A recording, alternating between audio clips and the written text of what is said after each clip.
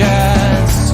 They were born in bloody circumstance. To go, leave me, run like you've never run before.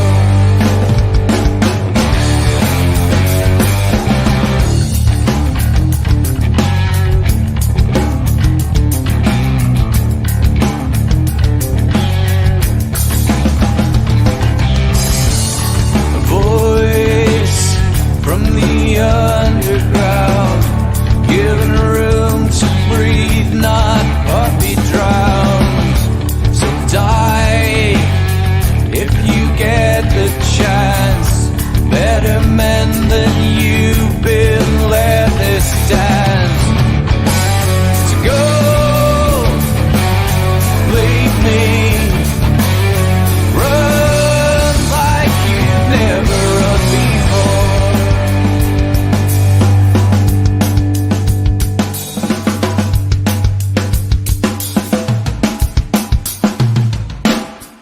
I have seen the worst, and there is nothing left for me to hate, so I can lay me down, my brothers, on the ground. I bled today until Coyote comes to raise me up and carries me away. To go, leave me, run like you never did. No, believe me, run like you never run before.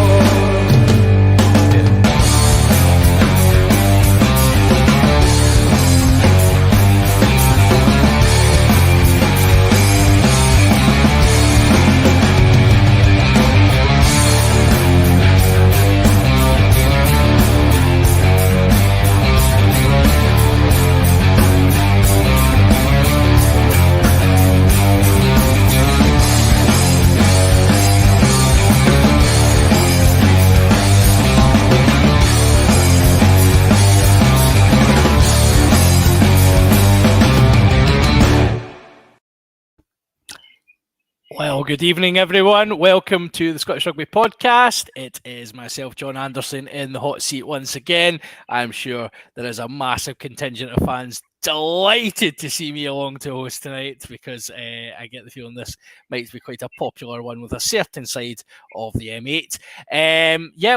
We're here tonight to have a wee look at the comings and goings in URC, have a wee review of a wee review of the weekend's games, and by wee review I mean obviously we'll be talking about Edinburgh for I think 40 minutes or so should do it, Craig, and then we can cover Glasgow at about I think 26 seconds or thereabouts. Should probably be about fair. We have been accused of bias before, so I think it's really important to remedy that.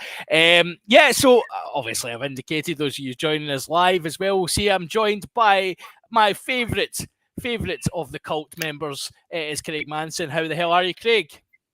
Good evening. I am doing just fine, thank you very much. As we discussed earlier, a bit tired, but I'm sure there was nothing that was going to stop me being on the podcast this week. And funnily enough, there's an awful lot of things have stopped the other members of the Weege review committee coming on board to support you, John. So kudos to you being here, taking the stick, because your other two compatriots have disappeared. Well, don't speak too early, Craig, because my connection might well crash, as you well know. So we'll be treating those who are watching and those who are listening to some dead space and a little bit of panicky noise coming from me. It's like the scene in Wayne's World when Wayne gets fired and it goes to Garth. And, Yeah, exactly. Hopefully, it won't come to that today. There was an outage in my internet provider in the area at 6 o'clock tonight, so we're not holding out too much hope. But fingers, toes crossed, we shall see what happens. So thank you everyone that's joining us live. As we'll get the sales pitch out the way. As you know, if you like what you're seeing in the podcast, you can head over to Scottish Rugby podcast at patreon.com. And you can give us a wee bit of your hard-earned cash to support the podcast, and you for that will get exclusive content, including our famous Hands in the Ruck section, where tonight I fear me and Craig might do our damnedest to set the world to rights. But other than that, you also get extra special episodes. You get access to content before it's out. So Patreons currently have access to an interview that Ian. I know you didn't do an interview. You might have done an interview, but the only one doing at the cop shop in Cooper. It's fine. Very good. An interview Ian done with the brothers Brune, brothers of Peter and George, who released it. Gordon released a book about the brothers and their international exploits, and Ian had a very nice half hour with them. So if you head over to patreon.com/Scottish Rugby Podcast, you can come and be part of that family. You can also join us on the super secret Facebook page, Hugh Dan Fans, where we have been debating what we'll come to next. The first piece of news for tonight. Today was the day that they chose to release the away kit for the coming season for Scottish Rugby. And it's safe to say no one saw that coming. Obviously, the home strip has been relatively well received, aside from the blue collar, which also looked like it maybe was a mistake in the wash. You know, like you've put your white collar thing in, but you've popped a new pair of jeans in and it's just popped it a wee bit blue. That's kind of what it looks like. Well, the away strip has taken that, doubled down on it, and it looks like if you accidentally put a red hanky in with a white top, you get I'm going to describe it as starburst purple, is what I've envisaged as, Craig. Initial thoughts on the new Scotland away strip? I have to be careful here because I've been a big fan of the orange Famous Grouse shirt and also the red and yellow Lion Rampant shirt. The red and yellow one was good. That was a good top. I was a big fan of those, so I have to be careful here, but I think it's absolutely bogging. The problem you have is that it just seems to be the style at the moment, because if you look at some of the other away shirts and European shirts within the English Premiership, especially people like Exeter Chiefs, they've all gone down this route of, oops, I've left a red sock in the wash, or of you put a white top in with something else and it's discoloured. So, excuse me. I honestly, it's the first time I've looked at. I've even got a shirt. I've got a top from last season, which was the most shell suit of all the outfits, and I like that even more than I do this latest away shirt. Scotland away should be white, or completely off the wall. Unfortunately, this is neither. I just don't like it. But then I'm an old fart, so what do I know? Well, do you know? So I agree with you, Craig, and I've been very vocal in my opinions. There's a shock regarding the shirt. Never. No, I know, such a wallflower, not a chance. I'm not a fan, and I just think the colour. I think it's quite boring actually as a strip, despite the fact it's like off the wall, kind of attempting to be pink purple. Like, if you're going to be pink or purple, be one of them. Don't just be a kind of pale pastel mistake. You know? Yeah, that's where I'm. Looks like a mistake. That's why I'm more. angry is the wrong word, because there's more things going on in the world to make me angry Aye. than this. But that's why I'm more disappointed with it, because it is like, if you're going to go purple or pink, go purple or pink. But it seems, just as it's like I've got a kilt that's what they call a weathered kilt, and it just dulls down the Aye. colours a little bit, and it looks, well, obviously on me it looks absolutely fantastic, but it looks a good, it's a nice thing, and I like it. This kind of looks like it's been in the wash one too many times, and it just doesn't. You want it to pop when you're on the. It's like that. I think 2 seasons ago or 3 seasons ago we had a sort of a grey white, an off white Yeah, we did. grey, Yeah. and it's almost gone too far now, with this off color, off white. And okay, it's fair enough, it's purple, but it just seems, those shirts that, white shirts that you've worn so many times have started to go grey. Yep. It's kind of given that sort of vibe off on it. Yeah, I think that's fair. It looks like something that you've got to the end of the season and you're a wee bit disappointed with how well it's held together. Aye. The colour itself, so we've had the usual marketing spiel. I think we've talked about this in the podcast recently about the absolute garbage they have to come up with to try and justify these things. So it is for the thistle is the tagline they're using, and they're suggesting that the colour is inspired by the thistle and the heather of Scotland, and that's they've got an embroidered piece of kind of artwork within the strip as well. I mean, it's kind of nonsense. Basically, I think what's happened is, from last year's kit, there's been some pink dye left over, and they've went, do you know what? If we pay you a wee bit less, are you up for, like, can we just use that and we'll make a whole strip out of it? And then they've realised, like, obviously, because they're going to have to make a lot of them, they've kind of went, well, we don't have that much dye left. Well, we'll just have to throw it on a bucket with a wee bit of water, and that's what the colour's been inspired by. So I think it's cost cutting. I just That's think my theory on it. It's them trying to be wild and wacky, but by committee.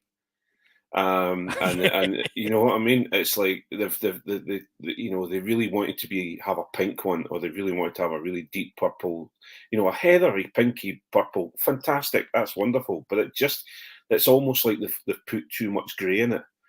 And that's just my, anyway, I'm sure there's people out there who think it's absolutely fantastic. There is indeed, Craig. Lots of fans have responded very well to it and are big fans of it. It's had that. There's not many people that have no opinion on it. Let's put it that way. It seems to be pretty either popular or disliked. And obviously, I think we'll probably come to this in Hands in the Ruck, but it has obviously sparked some of. Honestly, we could play Scottish rugby fan bingo when a strip's released, couldn't we? But we'll come back to some of the classics. I mean, it's like Aerosmith touring their greatest hits album. When a new strip comes out for Scottish rugby, we will get Love in an Elevator. We're going to get Dude Looks Like a Lady. There's going to be some absolute classics coming in Hands in the Ruck, because the Scotland rugby fans have not disappointed. We absolutely done ourselves proud as always with our ability. What I'm concerned about, and this is the thing, this shirt is going to be looked upon in years to come as the shirt the boys were wearing when they beat the All Blacks at Murrayfield. And it's just, I don't know if it's deserving of that yet. Oh, Craig, so just a quick question for everyone listening. What are you drinking, and can I have some? Well, we'll talk about that in a minute when it comes to Edinburgh. Oh, the Kool-Aid is out. Yes, indeed. Yeah, so new Scotland strip is out. It looks a bit bogging, in my opinion, and I won't be purchasing it. But that herein is my right, and I'm allowed to do that, and nobody can shout at me for it. Okay, I was kind of grateful that Scottish Rugby put that out earlier on, because I thought, you know what, I can probably kill 15 minutes or so with that. And then, if we get Craig started on Edinburgh for a while, we might just have to touch on Glasgow at the end. Well, why don't we just get into Glasgow just now? Do you want to get into Glasgow just now, Craig? Trying to get it out of the way, John. Yeah, I think we'll get it out of the way. Anyway, so those of you that haven't seen, Glasgow started their campaign, their URC campaign, away to Benetton. They lost 33-11 to the Italian heavyweights, as they will now henceforth be known. Many people have tagged me after my comments regarding Benetton and them being a side that. Now, I want to just address this. What I have said on multiple occasions is Benetton, if Glasgow are serious about being a top tier team competing at the top of the league, Benetton are not a team they should be feeding. And I also said, I don't think they'll have any problems this weekend. One of those statements is still factually accurate. The other one did not necessarily hold up that well. Glasgow were absolutely abysmal. Really, really bad. It struck. I don't. Have you watched the game, Craig? Yeah, I did. Yeah. Yeah, poor you. I feel sorry for you. I'm sure you felt terrible watching that. It was disjointed. It had the look of a side that hadn't had a pre-season. Yeah, I think if you look at the warm-up games, well, mind you, they had Ulster to warm up, didn't they? They played Ulster, or did that get cancelled? That got cancelled because that got cancelled. Yeah. So it did. Yeah. So we got Ayrshire Bulls. Yeah, you got Ayrshire Bulls, who Pete Horn used to coach. So I don't think you were ever going to lose that one. We knew we did. Yeah, well, yeah. I didn't want to say anything, but I'll say it. I watched the Glasgow game because, as I may be one of the leading Kilt members, and I may be an Edinburgh fan, but I still enjoy Scottish rugby, and I still like to see Glasgow getting pumped by Benetton. No, I still like seeing Glasgow playing rugby, and the problem with Benetton, and we've talked about this before, and I've mentioned it before as well, and I'm sure the other boys have mentioned it before. Benetton are a team that should not be taken lightly, and yes, I totally agree with what you said. You were very much saying that we have to not be thinking of Benetton as a at the same level as us because of the investment, etc. But what Benetton have slowly and quietly done, they have built their forward pack to being quite a hard, quite a strong, quite a niggly, quite a well-drilled forward pack. And so unless you're on your A game when it comes to playing them, you're going to get slapped about a little bit by them. And then they've got this running game, and that on a bad day looks absolutely terrible and looks almost amateur. I'm struggling with that. Amateurish. Yeah, you see, you have been drinking, no. But actually, when they actually get it together and get on with it, they do a very, very good job. So it's a difficult one because, as I say, Edinburgh have been there too. So I can't sit here and laugh too much because we've got them in a few weeks. Well, and I know I know it's funny because there's this kind of funny joking rivalry that we all have, and a lot of Edinburgh fans have said they waited till after Edinburgh played before kind of commenting on the Glasgow game, and that's fair, like I appreciate that, and actually I think there is nothing better than somebody wiring into you and then you've got a wee bit of comeback. But I think the thing you're saying about Edinburgh having been there, I don't think Edinburgh have been there in terms of that manner of defeat. Even away to Benetton, I don't think the concerning thing was, and again, you can caveat a lot of this with you've got a guy making his professional debut at 10, you've got a team that hasn't played together, and it looked like that. Benetton took advantage of a Glasgow side that are completely in transition, and I've said that a number of times in pre-season that we are going to see I think a Glasgow team that will struggle this year because they're going to have to be a team in transition. You're going to see new faces coming into the side. The concerning thing was not that, but the manner of, again, the attitude within the defeat. And there's been a couple of examples picked out online of players kind of walking back into defence and kind of ambling up in line speed and things like that. Things that you take for given as a kind of professional outfit. You kind of expect that those things, if you're playing at our level, Craig, you would still be annoyed at your teammate if they're getting off their feet from a tackle and they're wandering back. But you'll not be quite as, they're probably not quite as punishable to the extent that a professional player would be.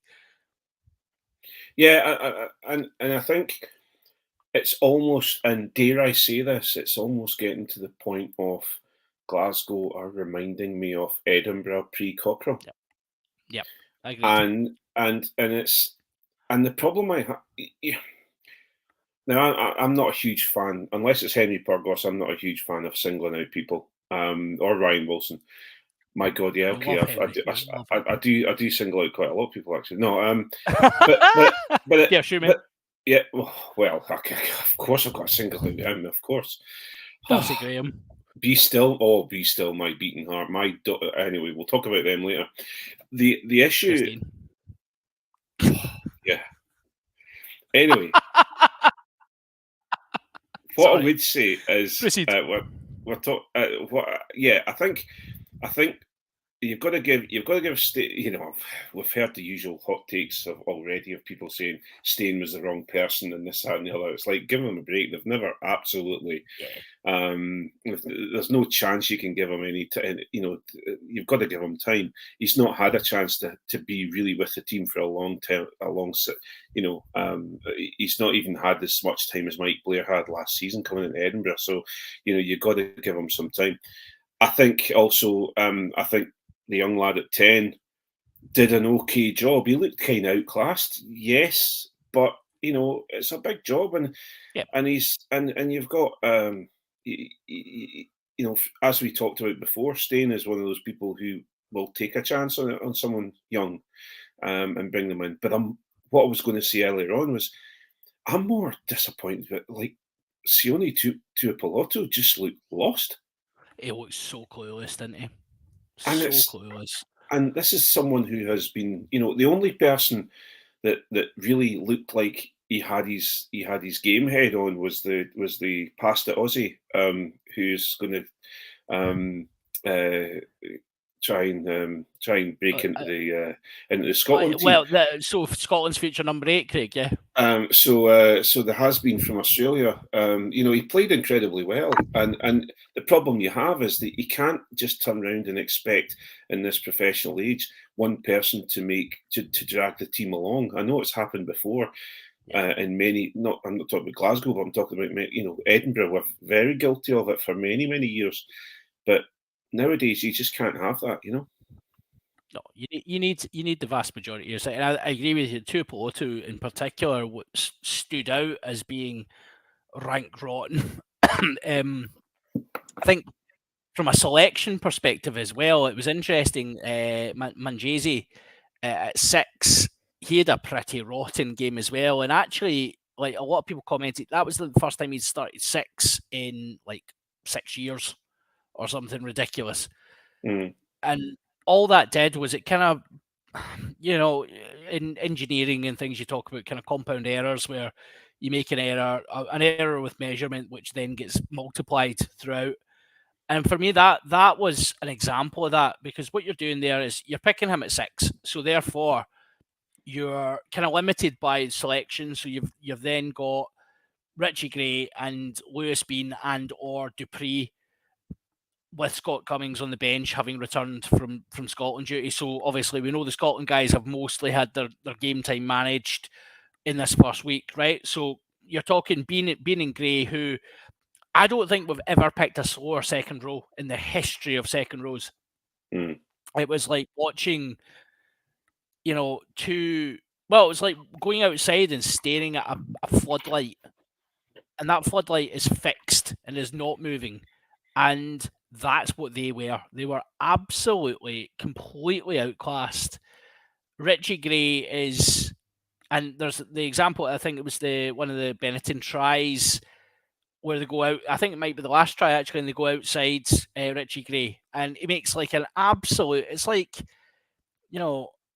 it reminded me a little bit of, when you're playing with the kids in the back garden and you're playing a bit of rugby or something, and as an adult, you're not allowed to smash them and, deck them, and you kind of make a fake attempt at a tackle. Mm. It kind of reminded me of that, but then he repeated it again when he actually had the man there to hit. Yeah. And could have probably made. I mean, they would have scored the try anyway. Probably have to play another phase, but it just, there's no desire there. And it looked to me like someone who didn't want to get low to make a tackle because his back's a bit sore and he doesn't want to miss a few games this year because, obviously that'll impact him. So it was concerning. And then the other thing with Manjesi meant that Matt Fagerson moved to 7, where Franco Smith talked a lot before the game about numbers not being important, but Fagerson had, for me, a poor game. One of the first poor games I've seen in a long time from Fagerson. Went backwards a lot in the carry, didn't seem to know what he was doing positionally, struggled. So a lot of things went wrong, and again, it shows to me. It shows so Glasgow were outclassed in the first half and were only a few points behind. And then the second half came, and you expect the experienced guys to kind of step up. They didn't. Admittedly, the Scotland guys off the bench, I thought Price and Fagerson both off the bench were vast improvements from what had come before them. Bless poor George Horn, like the guy can't get a break. Every time he gets a run in that team, he's played behind, frankly, some donkeys that didn't help his cause at all. So it's frustrating. And it was. I think for me, I know I'm coming across as quite disappointed, but I'm not even that disappointed. I'm not even that surprised. I'm pragmatically saying, well, there's a lot of work to. No, you couldn't turn around that side from the shellacking that Leinster gave us on the last day of the season for us. There's no way you could turn that round, especially when we didn't have a coach for quite a lot of that. So, work in progress. Let's not get too worried. But definitely there needs to be an improvement in the desire. And I know, if you were a marketing guy, Craig, and you were wanting to sell tickets for games, that's not the way to go about it, is it? Really? No, well, that's the problem, and I think there's people like there's again, you're saying George Horn's just unlucky getting sat behind a poor pack, but they've got some. You've got a pack there that there's Johnny. What's his name? Johnny, the hooker. Johnny Matthews. Johnny Matthews, who's being touted as the try machine, and he looked poor on the weekend. And I don't know if it's because of the guys either side of him, but he didn't. And so there's two things. First of all, you've got people like Kieran McDonald, who's away down to Wasps, who's absolutely ripping it up at Wasps. And so are we? Has Glasgow, or has he left because of the Danny Wilson sort of thing? And now Glasgow are regretting that. You've also got it's rumoured, and this is a rumour, that that the players, basically the players were saying that it's Danny Wilson or them. I think that's come out in the press actually. Yeah, that was mentioned. So yeah. And the problem you have is that when you do something like that, it's now you've got a new coach, you better bloody perform. And that's the issue, is that they don't look like they're ready to perform for staying. So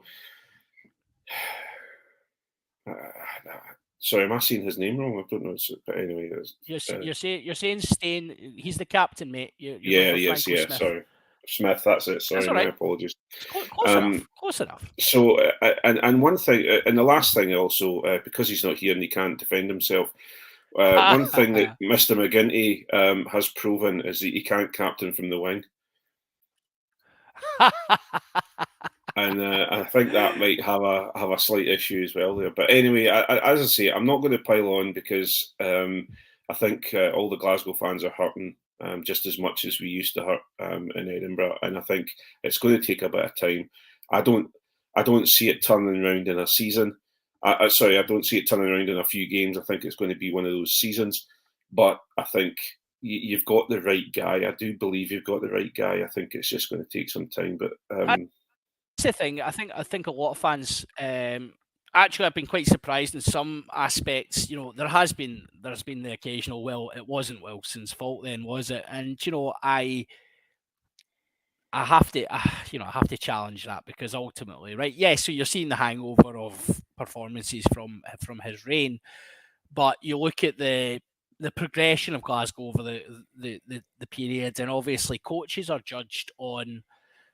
Every coach who's come into a post last minute or, you know, in a situation where they can't necessarily put their stamp on a team has always said, give me a signing window, give me time to make this my team, and then you can judge me. And for me, Wilson had that. He had that last season. He had probably, for in a lot of ways, probably the best roster of players Glasgow have had. Obviously missing a few superstars, but one of the best rosters Glasgow have had in many a year. And he made an absolute pig's ear of it. And it was the lack of game plan. So I think, you know, you're absolutely right. I think they've got the right man. In terms of long-term future for Glasgow Rugby, I think Franco Smith will be really good, and I really expect and I hope that he's given time to actually bring through the youth players and give people the exposure to professional rugby. And again, you know, obviously, our fly half has had a pasting from the weekend, but you know what? We've all been there. You learn from that, and there's, you know, it's hard to be. In an ideal world, that doesn't happen. You get exposed to that. You know, even the great Dan Carter didn't start playing at 10 at Crusaders. He played at 12 and was kind of chaperoned through a few games and was allowed to kind of find his feet in a time. You tend not to throw young players in and go, do you know what? You're now the key decision maker in the side. On you go. By the way, that guy's name is such and such. And have you ever met Stafford? Probably not. It's fine, you know. So I'm not too downhearted. It was pretty nasty watching, and I'll be honest, I haven't watched it back because I didn't enjoy it first time round, and I don't think I have the constitution to watch it again, to be honest. But you know, the fans on the whole have actually been quite pragmatic about it. That's the word I would use, and I think that's going to be the buzzword of the season for Glasgow: pragmatism. I think as long as we see people try to play. Yeah, I think you'll start to see it coming through. You'll start to see. Believe me, I've forgotten the 10's name. Gordon, is it? Thingy Gordon. Tom Jordan. Tom Jordan. Sorry, I'm getting everyone's names wrong tonight. But you know, we've talked about this about Glasgow's lack of quality 10s. You're not going to get a hold of a quality 10 and bring them in like a Finn Russell unless you actually start bringing them in and giving them game time and develop them. And I think as I say, okay, fair enough. Maybe Franco Smith is maybe been spoiled with Garbisi, and he thinks that he can just bring any young 10 in and make them into a fantastic 10. But I think we just need to give them a little bit of time. And also, as we talked about many months ago, when we were finishing up the season, I think there's an awful lot of players in Glasgow that need to be that need to be, turned around. Put out to pasture. Yeah, I'm not one for people losing their jobs, and I'm not a big fan of calling for it. But you are looking at a squad there that there's still certain faces there that are just a little bit long in the tooth. Yeah, I think that's absolutely fair. And again, anybody that's watched this or listened to this podcast over the last year will have heard that as a recurring theme. There is names there that, are they adding value anymore? And that's the unfortunate thing. Again, we're not advocating people lose their jobs or what have you, but it is professional sport. It is, people need to be generating value, and we're not talking about players who are early in their career looking for not performing at their best because they've not quite got the experience of it just looks like people whose races run. And that's the nature of professional sport. You reach a point, father time waits for no one, as they famously say, and sadly players do reach a point where no longer is the value what they're generating the same as the value of the contract that they'll be on to be an experienced member of that team. So I think there is questions there. I think you'll probably find, I said that the summer was the time for the clear out, maybe with the transition of manager. That maybe, because obviously Danny needed to be sideways moved and possibly paid out a wee bit to be relieved of the Glasgow job. So who knows? We'll wait and see on that front. I wouldn't be surprised if we get quite a few retirements or leavers coming up for Glasgow. Yeah. I think there's a few people need to look at their options, whilst also then saying that there's someone who shouldn't have been let go last year, who would have been driving standards in that Glasgow team this weekend, who wasn't there. But Big Bad Bob, sadly, is not with Glasgow anymore, and I think a lot of fans kind of saw what was missing there actually, and saw maybe some of the stuff he drove within the team. But we shall see. Glasgow are a work in progress, but it's difficult when Glasgow are a work in progress to then have the new greatest team in the world trademark sitting on the other end of the M8. So a comprehensive victory for the Iron Brew Select Edinburgh. 44-6 versus the Dragons, which has prompted all manner of magnificent calls about just how much Edinburgh are the new Leinster of the league, actually. From admittedly some fairly dodgy publications, but I mean, job done, and you would have been happy because it wasn't all happy clappy actually to start with. Edinburgh were fairly slow out the blocks, Craig. Yeah, and I think there's two things we have to remember here. Edinburgh started with a fairly young or inexperienced side at the major points within the team. As in, your number 8, it's not a young, inexperienced person at number 8, but you've got someone coming back from long-term injury. Captain is coming back from long-term injury. You've then got a 10 who's young and developing.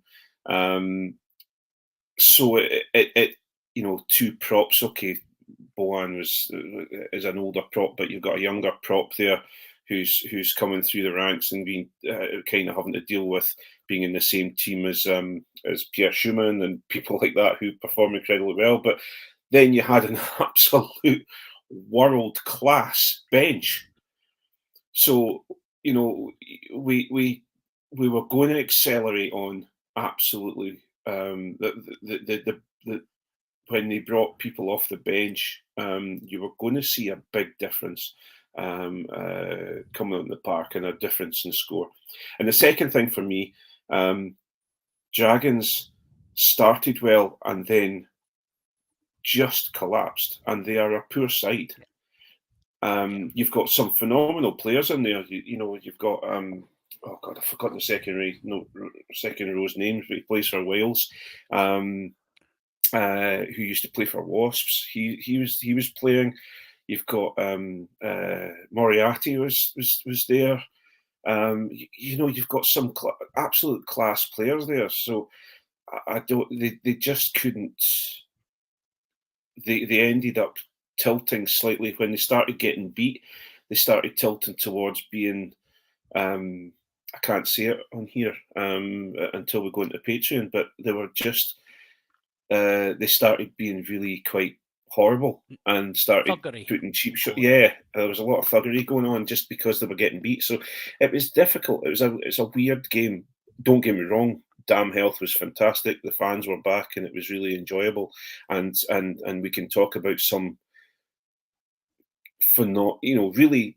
And I guess this is why the fans are getting a little bit excited. But you're seeing some phenomenal performances. Yeah. And then there's a couple of performances that were kind of dodgy. So we have to think about these things. I think it was telling actually. So I read the post match interview with Dean Ryan, formerly of various parishes over the years. But Dean Ryan, he tends not to be a man who minces his words terribly. And I think I've got the quote here. So he said, it wasn't good enough. From where we were in pre-season, we looked nervous in the first 20 minutes. Now, the first 20 minutes was when they were at their best. If we're going to improve and get better, we're going to have some honest conversations. And then the bit that really got me, we're supposed to have talent in our side. I don't see the work rate at the moment or the desire to be in the right positions. Yeah. Again, that for a professional rugby team is absolutely criminal. If you do that at West 4, that's not acceptable. I'm not going to take the mick out of Edinburgh getting excited. Edinburgh have got every reason to be excited about the season to come. I think they've got momentum on their sides. They've got great players who are delivering great performances, and more to come as well. You've got guys to come back into that team that will simply improve it as well. Yeah. I would caution again. It is only the Dragons, and they were pretty desperate. But it was telling. Edinburgh were a side that I think the thing that stood out for me was, as I said, it didn't all go their way to start with, and there wasn't necessarily the fluidity or the confidence that has been a hallmark of Mike Blair's Edinburgh. But they didn't worry. They didn't panic. They just kind of kept plugging away, and then they made the breakthrough, and all of a sudden it was hunky-dory. You never thought Edinburgh were going to lose that game, put it that way. Yeah, I think that's one thing. Standing at the side of the pitch, you're watching the game, and you're realising that we've got this. We're okay. Look at the bench that's going to come on. Don't worry about it. We can blood these players that are needing the blood, and when we can give those players that are needing to get some game time. They can get them playing. They'll have some concerns. Obviously, Bill Mata was absolutely targeted, and every time he took the ball and went into contact, he was absolutely smashed. And so there was lots of massive contacts for him. So people are going to target him because he is who he is, but also we may be losing a little bit of our bulk, and so it concerns me for the two next games in South Africa. The other thing I'm concerned about is that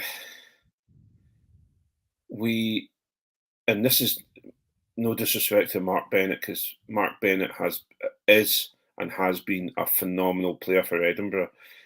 He just couldn't do anything. He couldn't do anything right on the night. He was everything that he tried to do. He struggled. He either dropped or he got and then his kicking was awful. They had him kicking all the goals, and he missed. I think he got 2 out of Well, we would have been over 50 points if he'd hit all these goals. So why have we got Mark Bennett kicking? Why are we so invested in Boffelli that we don't need anyone else? Well, of course we do, because he's away at the moment, So there's little bits and pieces. Also, the way the subs worked out during the game, and this is me being negative. I'll go into the positives in a minute, but the way that the subs worked out during the game, we ended up with Chris Dean in the forwards, and he was on the flank for the last 15 minutes of the game or 10 minutes of the game. So don't get me wrong, Dino. Dino was shouted well and truly around the whole of the park, and he did okay. But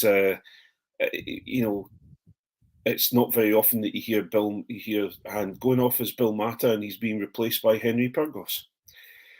So and the problem you've got with that is, again, back to what I've said previously. That's fine when it's the Dragons and you're a good few points up, and you can get away with that, right? Like, in Glasgow in years gone by, I've made some ridiculous decisions against teams that I'm not going to say are beneath us, but teams that we are better than, teams that Edinburgh are better than. Like, Edinburgh are miles ahead of the Dragons. Yeah. And especially at home, right? Yeah. Try that against the Stormers. Try that against, if that situation arises in a massive game, you don't want to get caught out there. And again, I know that the coaches are clever enough that they'll have those contingencies in place, and you wouldn't expect that to be the case. But it's just, I just don't get the risk of that. Actually, I don't understand why it ends up so. It was weird because, well, yeah, you had a situation. Sorry, I cut you off there, mate. Oh, you're okay. There you go. The Mata was starting to look tired and not broken, but he was starting to, everyone was kind of looking at him. About 20 minutes to go, it was his time to go off and save him, but we kept him on. And then when he had to come off because he was really hurting, that's when you had Henry. We only had one person left on the bench, and that was Henry Pyrgos. So that's that. So it's down to coaching. It's down to, obviously they wanted Mata to play as long as they could because he needs the game time. But still, there's times that you want him. If you're slapping Dragons around, then bring him off and save him a little bit. But what I will say, however, is that there are some players in there now that are looking absolutely sharp as a pin, sharp as a knife. They really are going to do a great job. I would say Chris Dean was, I think he was robbed with man of the match. I think Chris Dean has changed from a player who, as we've talked about, and I think Peter Wright was talking about it on the radio after the game, that Kirstein has gone from this sort of blunt trauma instrument at 12 or at 13 that our friends Mr. Cockrell had him playing, and he has changed into this. He's got one of the best passes I've seen. He's distributing incredibly well. The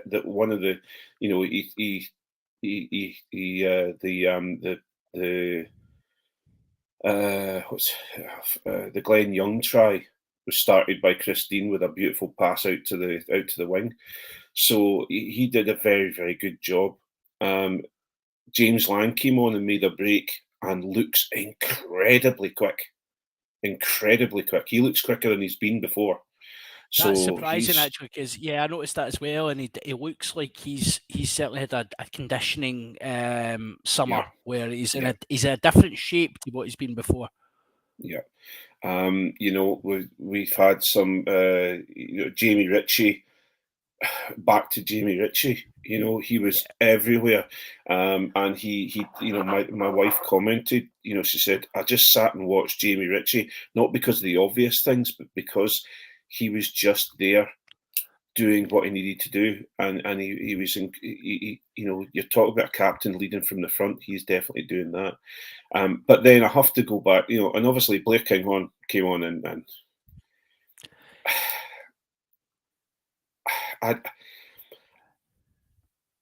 can't say more than what I've already said about him, but he did exactly what we talk about him doing. There was a gap opened up for him, and it was so visible, and he just right into it, took it, and away he went. Then and I think that was for the Christine try, and then he came on. He came on and got the ball, and we're in our 22, and he just come on and he put a kick in. Now, okay, you might turn around and some people say it was luck, but it was one of the best 50-22s I've seen for a long, long time. Yeah, absolutely. It was a very good one. So yeah, and then, but really, the praise has to go to Darcy Graham as well, because we have got in Scotland, we now have a worldie that he can be talked about in the same conversation as Colby. He can be talked about in the same conversation as he's a different player to Duhan. He's Elliot Daly, no chance. He's got nothing on Darcy Graham. There are players out there that he is absolutely and utterly phenomenal, and I'm quite over, quite taken by the whole thing of Darcy Graham. He is a worldie. There's no. Well, I'm getting very close to saying there's nobody like him. And that he is performing incredibly well. I think he offers a point of difference in terms of his elusiveness, his strength, his ability to spot a gap. I absolutely love, and I've always loved Darcy Graham. I think he's a cracking player. He offers so much. I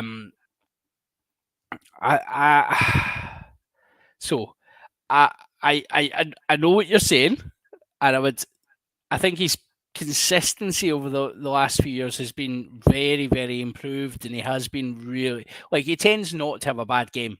No. And he's been a standout for Scotland as well. And I think that all is leading to that idea that he is some sort of world-class player. I don't necessarily agree that running in a couple of very, very, very good tries, admittedly, against a Dragons team that were out on their feet and kind of had sold the jersey at that point.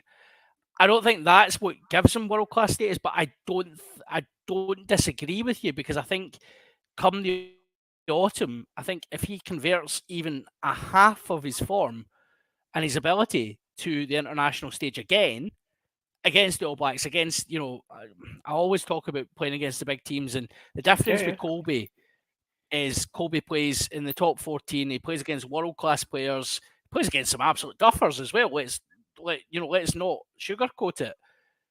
But then the difference is Colby plays against the British and Irish Lions in the final test, or he plays against England in a World Cup final and does what he can do. And I don't think for 1 minute that Darcy Graham couldn't do that. And given the opportunity, I think Darcy will continue to absolutely shine. And he's one of Scotland's best players.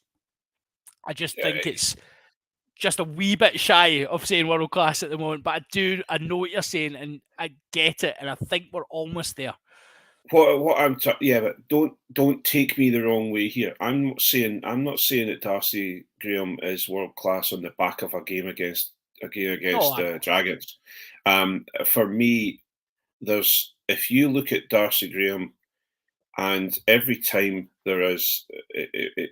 he gets the ball, whether it's in a Scotland shirt or it's in an Edinburgh shirt, you will find he will do something with it. Very rarely does Darcy Graham just take a ball and pass it on, or he will do something with it.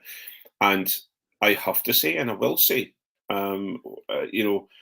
if you're from Glasgow, or you're from Racing, or you're from you're from the Waratahs, if someone says to you, Darcy Graham's contract's up, would you like to sign them? They would sign them. Of course you would, 100%. So I think I really do believe he's a world-class player, and I think he is. I think this will be his season. He will be elevated. So yeah, but yeah, just going back, as I say, and not to end it on a negative, but I will say our lineouts were absolutely shocking. But that's they were. They for a weren't wee the while as well. best. No. Yeah, well, I tell you what. So how about we don't end it in a negative? How about we say your lineouts weren't great, but you didn't have the self-proclaimed best lineout operator of 2021-2022 in your team, and then make an absolute shanner of your lineouts. So, oh, there is that as well. Yeah, silver linings and all that. Silver linings and all that. So, yeah. So I think that probably brings us quite nicely to the end of the free content. I think Glasgow and Edinburgh are definitely in different trajectories, and I think it's going to be an interesting season. We will obviously do our best to have our little friendly rivalry and have our laughs and giggles about it, but I think obviously everyone knows we're both, we're Scottish rugby fans actually at the heart, and it's nice seeing clubs do well, and as much as it absolutely stings sometimes when your club isn't necessarily doing well, but we've all been there, and that is part of being a supporter. And if you can't take the licks, don't dish it out, and I certainly do dish it out. So I take those licks with all the grace that you would expect from a Ouija. Well, what I will say is I was out on St Andrews Beach the other morning because my son was starting work, and I offered to give him a run out, and I would go and walk the dogs. And I saw a beautiful double rainbow at 6:30 in the morning on St Andrews Beach, and I just thought about the Rainbow Cup, and I thought maybe it wasn't a Diddy Cup after all. There's lots of things I would say differently over the years. I've said lots of things on this podcast that I've had people repeat to me in person, and I would regret them. The Rainbow Cup is a bloody Mario Kart track. It's not a real cup. It's not a real cup. Anyway, right. So we'll turn off the stream now for our free view customers. Patrons, please stay where you are. We're looking forward to cutting loose a wee bit for this one. But I guess it is good night from one humbled Glasgow fan, myself, and good night from Craig. A very smug Edinburgh fan. Good night, all. Right. And we'll do the turning off of these.